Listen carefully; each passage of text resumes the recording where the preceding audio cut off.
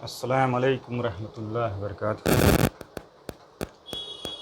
कसी रुकनी टॉपिक है आपका, उसकी एक्सरसाइज नंबर 3.2 शुरू कर रहे हैं। इसमें आपको पढ़ना है कसी रुकनियों पर आमाल, ऑपरेशन ऑन पॉलिनॉमियल्स कि कौन कौन से अमल कसी रुकनी में किए जा सकते हैं। कसी रुकनी में भी वो तमाम अमल किए जा सकते हैं जो आप हिंदसी अमल में कर सकते हैं। गिनती के साथ जो अमल करते हैं वो अमल किया जा सकता है। इसमें जमा, नफ़ी, जरब, तक़सीब हो सकता है, यानी कि कसी रुकनियों को हम जमा कर सकते हैं, नफ़ी कर सकते हैं, जरब कर सकते हैं, तफरीक कर सकते हैं।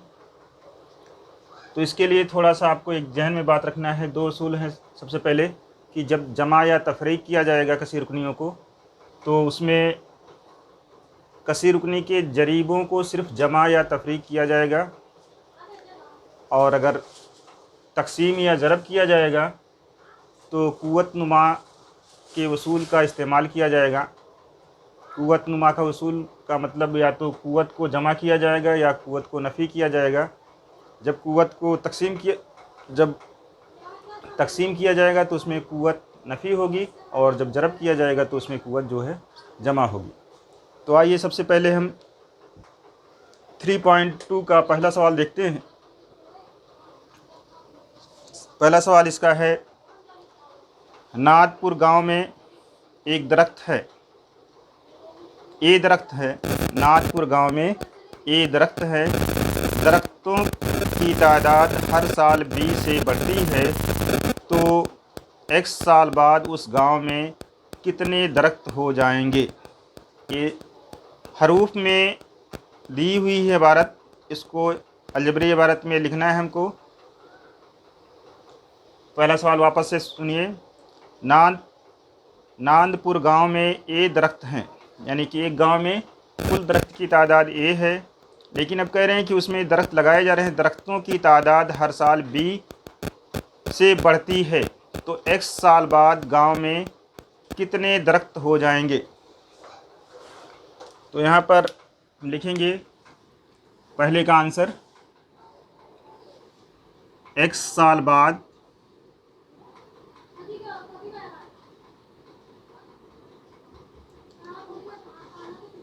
गांव में दरख्तों की तादाद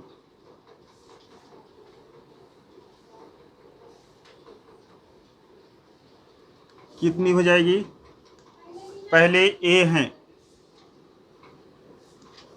में जमा किया जाएगा कितना, हर साल 20 दरख्त लगाए जाते हैं, बढ़ते हैं, और x साल बाद, यानी कि x को 20 से ज़रब कर लेंगे, कितने दरख्त बढ़ जाएंगे, तो वो हो जाएगा हमारा xb हो जाएगा, या bx हो जाएगा। ये हमारा इस तरह से इसको अलजबरी इबारत की शक्ल में या हरूफ की शक्ल में लिख देंगे कि नांदपुर गांव में x साल बाद कितने दरख्त हो जाएंगे। आज कितने हैं, दरख्त हैं, हर साल 20 दरख्त बढ़ते हैं, तो x साल में कितने दरख्त जो हैं हो जाएंगे। वाला जो है, और जितने बढ़ रहे हैं हर साल, और जितने साल बढ़ेंगे उसको ज़रब कर लिया जाएगा, तो कुल कितना इजाफा हो रहा है दरख्त की तादाद में वो हमको पता चल जाएगा। दूसरा इसका है, कवायद के लिए एक कतार में y बच्चे इस तरह x कतार बनाई गई हैं, तो बताइए कवायद के लिए कुल कितने बच्चे हाजिर हैं। यानी कुल बच्चों की तादाद हमको मालूम करना है कि कतार में, कुल कतार जो लगाई गई है उसमें कितने बच्चे हैं।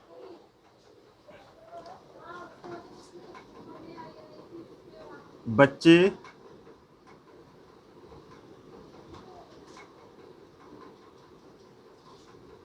की कुल तादाद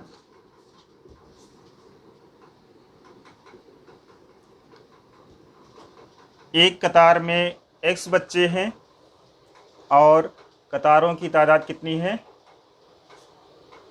x है, तो कुल कितने बच्चे हो जाएंगे, x को और y को जरब कर लेंगे, x जरब y हो जाएगा, ये बराबर हो जाएगा x y।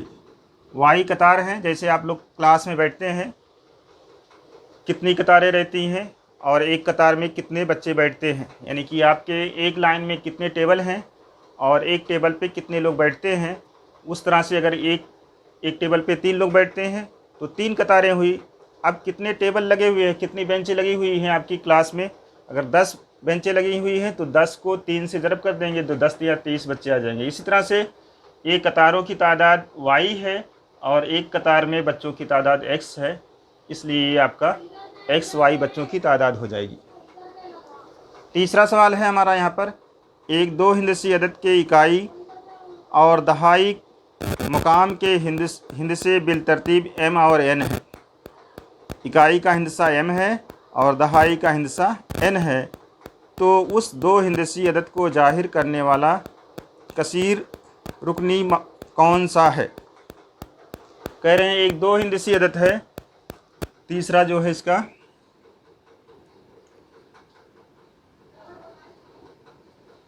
दो हिंदसी अदद है, इकाई में कह रहे हैं इकाई का हिंदसा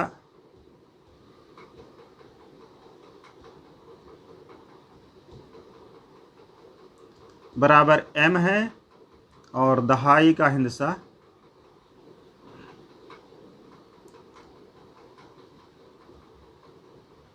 n है। तो इस अदद को कसीर रुकनी की सूरत में कैसे लिखा जाएगा, तो इसलिए अदद क्या हो जाएगी,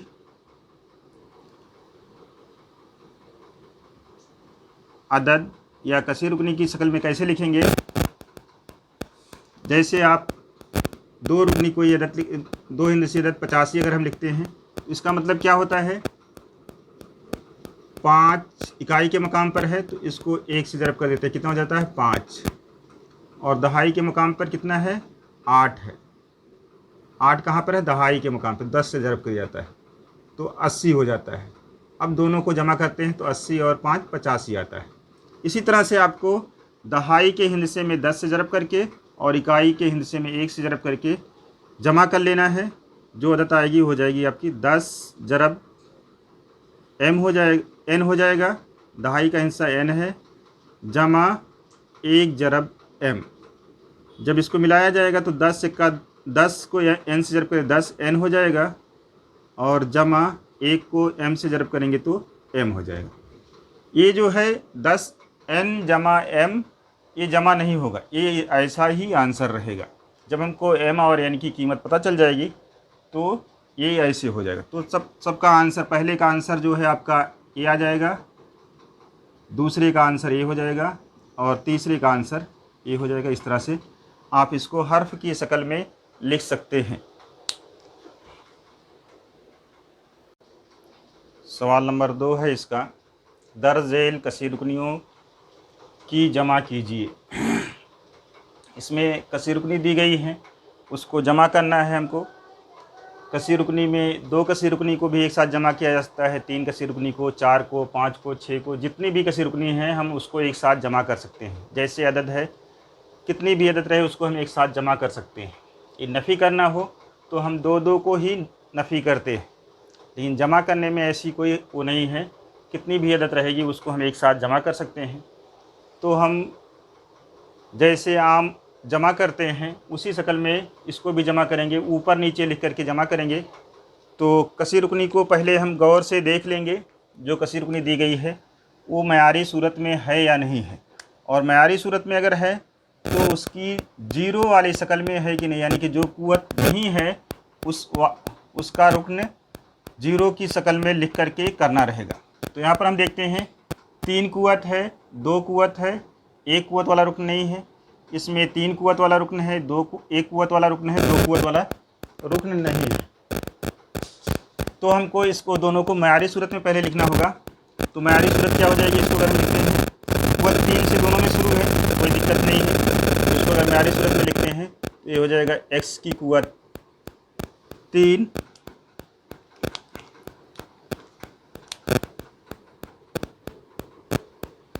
नफ़ी 2 x की कुव्वत 2। अब 1 कुव्वत वाला रुकन नहीं है, इसको जमा 0x लिख दिया जाएगा, फिर नफ़ी 9। अब फिर ये दूसरी कसी रुकनी इसके नीचे लिखा जाएगा। और इस बात का ध्यान रहेगा, जब आप ऐसे लिख देंगे ना तो आपको कोई दिक्कत नहीं होगी। जहाँ से 3 कुव्वत वाला रुकन शुरू है तो 3 वाले के नीचे शुरू कर दीजिए। 2 कुव्वत वाला इसमें दूसरी कसी रुकनी में शुरू है तो 2 कुव्वत वाले के नीचे से लिखना शुरू कर दीजिए, कहीं दिक्कत नहीं आएगी आपको। यहाँ पर 3 कुव्वत वाले रुकन से शुरुआत है तो 5x की कुव्वत 3। अब 2 कुव्वत वाला रुकन नहीं है तो इसमें जमा 0x की कुव्वत 2 जमा 2x जमा 9। इन दोनों कसी रुकनी को क्या करना है, हमको जमा करना है। अब जमा के वसूल आपको जानना चाहिए कि जमा करते वक्त क्या करना रहेगा। कसी रुकनी जब जमा होगी, कसी रुकनी ये आपकी अलजबरा में होती है, तो अलजबरा में सवाल में जमा करने के लिए कहा जाए या नफ़ी करने के लिए कहा जाए, वो कोई माने नहीं रखता है। अब जब हम अमल करने लगेंगे तब हमारा ये हमको देखना होगा, जो दोनों अदद हैं हमारी ऊपर नीचे, उसमें दोनों की अलामत एक जैसी है तो दोनों को जमा कर लेंगे और वही अलामत लिख देंगे। अगर दोनों अलामत जमा है तो नीचे आंसर में जमा लिख देंगे, अगर दोनों अलामत नफ़ी है तो आंसर में नफ़ी लिख देंगे। लेकिन अगर एक अलामत जमा की है और एक अलामत नफ़ी की है तो नफ़ी करेंगे और जो अदद देखने में बड़ी दिखेगी उसकी अलामत लगा दी जाएगी। तो यहाँ पर हम इधर से राइट साइड से जमा करते हैं उसमें अदद में, तो ये 9 नफ़ी है, 9 जमा है, ये 0 हो जाएगा, या ऐसे कहिए कि ये कट जाएगा। फिर ये 0x है और ये 2x है। सिर्फ जरीब जो होता है जमा या नफ़ी होता है, तो 0 और 2 को जमा करेंगे तो 2 हो जाएगा और x आ जाएगा। यहाँ जमा की दोनों की अलामत है, जमा आ जाएगा। यहाँ पर x की कुव्वत 2 है और 0x की कुव्वत 2 है, तो 0 को और 2 को मिलाएंगे तो 2 हो जाएगा, x की कुव्वत 2 हो जाएगा। यानी कि 0 को और 2 को मिलाना है, x की कुव्वत 2 वही लिख दी जाएगी। यहाँ पर नफ़ी है अलामत, इसलिए नफ़ी हो जाएगा। अब ये 5x की कुव्वत 3 है और यहाँ पर 1x की कुव्वत 3 है। ये आपको समझना चाहिए कि अगर कोई आदत नहीं लिखी गई तो 1 है, तो 1 को और 5 को जमा कर लेंगे तो ये 6x की कुव्वत 3 हो जाएगा। ये ही आंसर हो जाएगा हमारा, क्या 6x³ - 2x² + 2x, ये आंसर हो जाएगा। इसको आंसर बराबर लिख दीजिए या यही लिख देंगे, आपका आंसर हो जाएगा। फिर इसका दूसरा सवाल है। दूसरे सवाल में अगर अदद को हम गौर से देखते हैं तो 4 कुव्वत से शुरू होता है। 4 कुव्वत, 3 कुव्वत, 2 कुव्वत वाला, 1 कुव्वत वाला रुकन नहीं है, तो हमको तरतीब दे करके उसको बनाना पड़ेगा। न्यारी सूरत में अगर हम लिखेंगे इसको तो ये हो जाएगा -7m की कुव्वत 4 और 3 कुव्वत वाला रुकन है इसमें, तो जमा 5m की कुव्वत 3। अब 2 कुव्वत वाला रुकन नहीं है तो लिखेंगे 0 जमा m की कुव्वत 2 जमा 1 कुव्वत वाला भी रुकन नहीं है तो 0m लिखेंगे और जमा जजर 2 खालिस अदद वाला रुकन लिख लेंगे लास्ट में। अब इसके बाद इसके नीचे लिखेंगे दूसरी कसी रुकनी, ये दी गई है हमारी, तो ये कहाँ से शुरू है, 5m की कुव्वत 4 से, तो इसके नीचे लिखेंगे 5m की कुव्वत 4 से शुरुआत है, तो इसी के नीचे लिख देंगे जम नफ़ी 3m की कुव्वत 3 है और 2 कुव्वत वाला भी रुकन है, जमा 2m की कुव्वत 2 और जमा 3m वाला भी रुकन है और नफ़ी 6। अब आप देखेंगे कि इसमें नीचे वाले में तो तमाम कुव्वत वाले रुकन हैं, लेकिन ऊपर वाले में 2 कुव्वत वाला और 1 कुव्वत वाला रुकन नहीं है। मतगैर की 1 कुव्वत वाला और 2 कुव्वत वाला रुकन नहीं है। अब हमको क्या करना है, जमा करना है। आप इसमें कसी रुकनी में किधर से भी जमा करना शुरू कर सकते हैं। दरमियान से शुरू कर दीजिए, लेफ़्ट साइड से शुरू कर दीजिए, राइट साइड से शुरू कर दीजिए, कोई फ़र्क नहीं। लेकिन आमतौर से हम पहले से इकाई की तरफ से करते चले आए हैं, तो ये इकाई इसमें नहीं, इकाई दहाई सैकड़ा नहीं होता है कसी रुकनी में।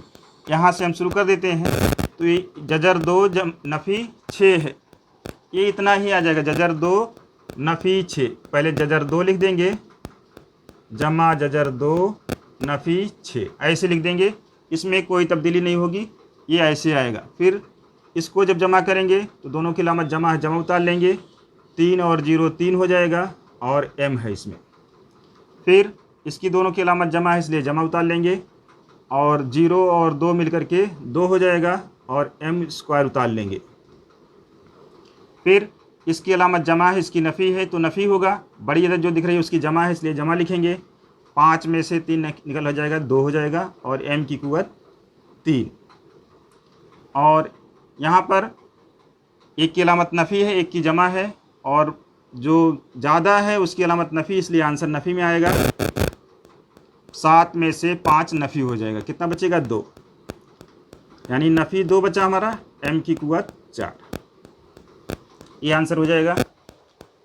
फिर इसी तरह से हमारा तीसरा सवाल है, इसमें 3 कसी रुकनी दी गई है। पहले कसी रुकनी में देखते हैं, इसको हम ऊपर नीचे लिखते हैं। देखिए एक कसी रुकनी ये है हमारी, दूसरी ये है और तीसरी ये है। तो पहली कसी रुकनी तरतीब से है, म्यारी सूरत में है y कुव्वत 2 y और अदद, तो ये हो जाएगा हमारा 2y की कुव्वत 2 जमा 7y जमा 5। अब इसमें देखिए y से शुरू है तो y के नीचे वाले में लिखेंगे 3y जमा 9। अगर लिखना चाहें तो इसमें स्क्वायर वाले में हम 0y का स्क्वायर लिख सकते हैं, नहीं लिखेंगे तो भी चलेगा। इसको भी इसके नीचे लिखते हैं। अब ये 3y स्क्वायर इसके नीचे लिखेंगे, नफ़ी 4y और नफ़ी 3। अब ये 3 अदद है इसलिए ऊपर नीचे लिखेंगे और ऐसे जमा लिख देंगे। जमा करने में कोई अदद नहीं है, कोई हर्ज नहीं है, कितनी भी रहेगी हम जमा कर सकते हैं, लेकिन नफ़ी करने में हमको ध्यान देना होगा कि नफ़ी करते वक्त हम तो इसको इकाई की तरफ से हम जमा करते हैं तो क्या हो जाएगा 9 और 5 जो है 14 हो जाएगा, ये दोनों की जमा की अलामत है। उसमें से 3 नफ़ी हो जाएगा तो कितना बच जाएगा, 14 में से 3 निकलेगा 11, और ये ज़्यादा जो अदद बन रही है उसकी अलामत जमा है। फिर अब ये देखिए आप 3 और 7 जमा हो जाएगा, दोनों की अलामत जमा है, 10 हो जाएगा, 10 में से 4y निकल जाएगा तो ये जमा 6y बच जाएगा।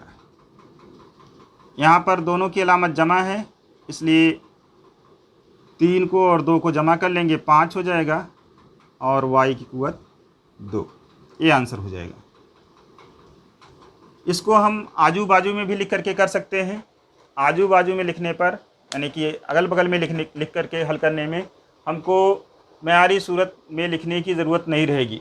एक बार हम दोनों को प्लस करके लिख लेंगे और फिर जिसकी कुव्वत एक जैसी है उसको एक साथ करके उसके जरीब अगर जमा होते हैं तो जमा कर लेंगे, नफ़ी होते हैं तो नफ़ी कर लेंगे।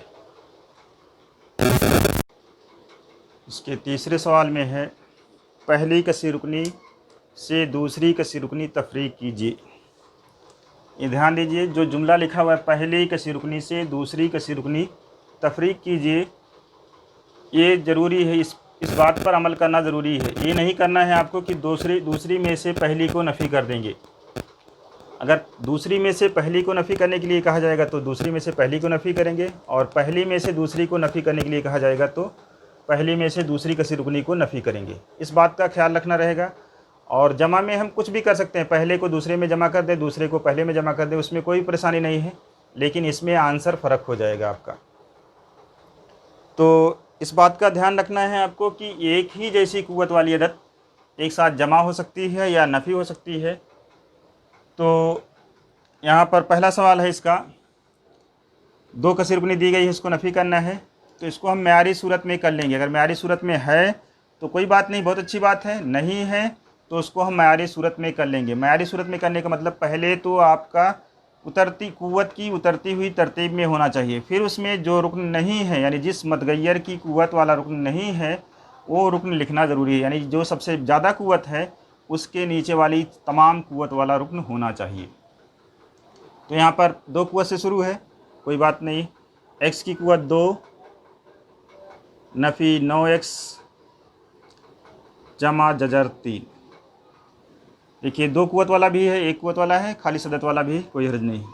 यहाँ पर आपको देखेंगे आप तो इसमें बेतरतीब से दिया गया है, आपको तरतीब से करना होगा। 7x की कुव्वत 2 पहले लिखना होगा। फिर 1 कुव्वत वाला रुकना है नफ़ी 19x, नफ़ी 19x हो जाएगा। और फिर जमा जजर 3 है। हमने ऊपर नीचे लिख करके नफ़ी कर रहे हैं, हम आजू बाजू में भी लिख करके नफ़ी किया जा सकता है। इसको नफ़ी करना है तो नफ़ी करते वक्त इस एक बात का ध्यान रखना है कि जो नीचे अलामत पहले से लिखी हुई गई है उसको हम कंसीडर नहीं करेंगे, उसको नहीं मानेंगे। यहाँ पर भी प्लस है, ये भी नहीं मानी जाएगी। तब क्या मानी जाएगी? अब इसकी अलामत जमा है तो नफ़ी लिख दी जाएगी और नफ़ी है तो जमा लिख दिया जाएगा। इस तरह से, यानी इसको कहा जाता है कि नीचे वाली तमाम अलामत को चेंज कर देते हैं, बदल देते हैं। अब उसके बाद जो नीचे वाली अलामत चेंज करने के बाद आती है वो अलामत अगर जो है उसी से हमारा काम चलेगा। अब दोनों की अलामत अगर एक जैसी है तो जमा कर लेंगे और दोनों की अलामत अलग अलग है तो नफ़ी हो जाएगा। ये नफ़ी कहने से कोई मतलब नहीं है, तफरीक कहने से कोई मतलब नहीं है। ये अलजबरा है, समझिए कि ज़बरदस्ती भी इसमें हो रही है, कोई बात नहीं है। इसमें आपको क्या करना है, अगर जमा होता है दोनों की अलामत एक जैसी है तो जमा कर लेंगे और दोनों की अलामत अगर अलग अलग है तो नफ़ी हो जाएगा, चाहे तफरीक करने के लिए कहा जाए चाहे जमा करने के लिए कहा जाए। अब नई वाली अलामत एक नफ़ी है और एक जमा है और दोनों में जजर 3 है, इसलिए ये कट जाएगा, ये कैंसिल हो जाएगा, यानी यहाँ 0 आ जाएगा। अब 19x जमा में हो गया और 9x जो है नफ़ी में हो गया। तो 19 में से 19 बड़ा है तो इसलिए अलामत लग जाएगी और 19 में से 9 नफ़ी हो जाएगा तो 10x आ जाएगा। यहाँ पर जमा या नफ़ी कुछ भी लिखें, 0 है। फिर ये नफ़ी 7 हो गया और x स्क्वायर हो गया, तो 7 वाला बड़ा है तो इसलिए इसकी अलामत आएगी। और यहाँ पर कोई भी अदद नहीं, इसका मतलब 1x की कुव्वत 2 है तो 7 में से 1 निकल जाएगा तो 6 बचेगा, 6x की कुव्वत 2, यानी कि 1x की कुव्वत 2 नफ़ी 7x की कुव्वत 2 जब करेंगे तो नफ़ी 6x की कुव्वत 2 हो जाएगा।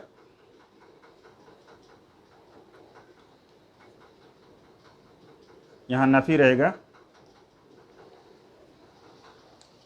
इसके चल नहीं रहा है, यहाँ पर नफ़ी हो जाएगा।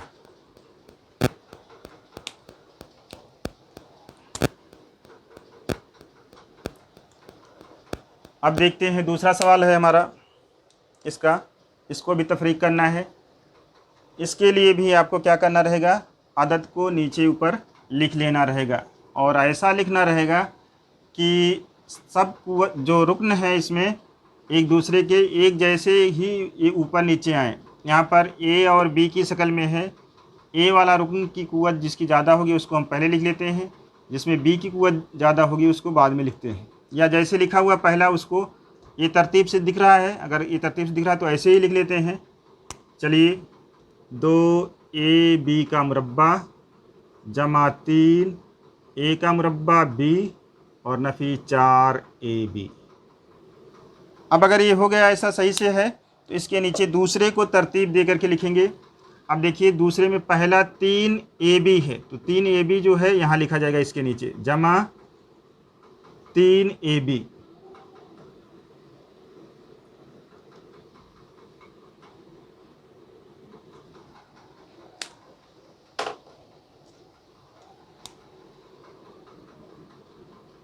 जमा 3ab। फिर दूसरा है नफ़ी 8ab का मुरब्बा। देखिए 1 और b का मुरब्बा इसमें है तो यहाँ पर हो जाएगा नफ़ी 8ab का मुरब्बा। और फिर ये लास्ट वाला है हमारा जमा 2a का मुरब्बा b, इसके नीचे a का मुरब्बा b जमा 2a का मुरब्बा b। इसको क्या करना है, हमको तफरीक करना है। तफरीक करने में क्या किया जाता है, नीचे की अलामत बदल दी जाती है। ये जमा है, इसको बदल करके नफ़ी कर देंगे। गोला लगाने का मतलब कि एक ख़त्म, ये जमा है, इसको नफ़ी लिख देंगे। ये नफ़ी है, इसको जमा लिख देंगे। ये काम करना ज़रूरी है, अगर ये काम नहीं करेंगे तो आपका आंसर गलत हो जाएगा। अब यहाँ पर देखते हैं, नफ़ी 4ab और नफ़ी 3ab, दोनों की अलामत नफ़ी है, इसलिए अलामत नफ़ी आएगी। और 3 और 4 को जमा कर लेंगे, 7 हो जाएगा ab।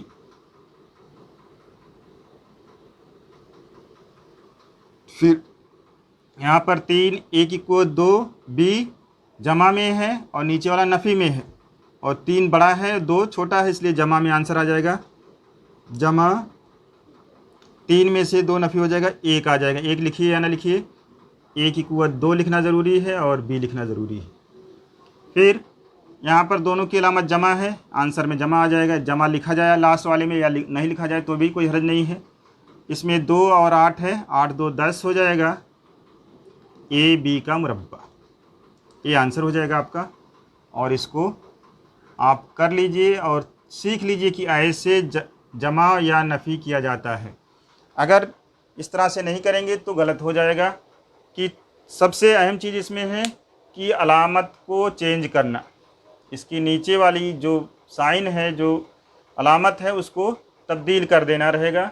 और फिर हम चाहे ऊपर नीचे लिख करके करें, चाहे दोनों को आजू बाजू में लिख के करें, वो सवाल हल हो जाएगा और उसका आंसर आ जाएगा। जज़ाकल्लाह खैर।